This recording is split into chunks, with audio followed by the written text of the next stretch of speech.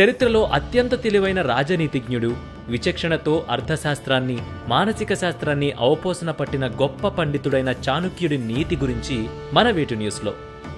శూర్పణఖ అతికామం రామలక్ష్మణులను మోహించేలా చేసింది.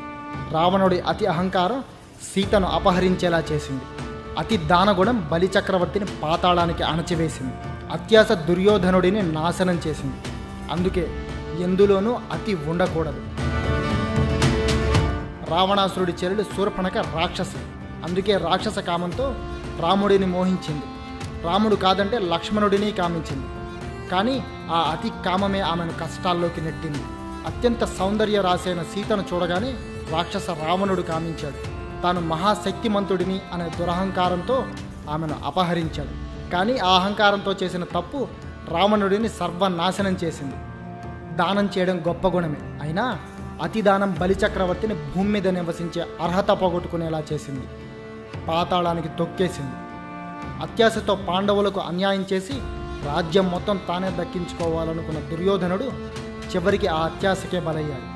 అందుకే ఎట్టి పరిస్థితుల్లోనూ ఎందులోనూ అతి అనేది పనికిరాదంటాడు ఆచార్య చాణక్యుడు. బుద్ధిని ఆధీనంలో ఉంచుకుని ప్రతి కోరిక పరిమితి దాటకుండా చూసుకున్నవాడే గొప్పవాడవుతాడనేది చాణక్యుడి నీతి సూత్రం. మన ఊరి వార్తలు మన వేటు న్యూస్లో.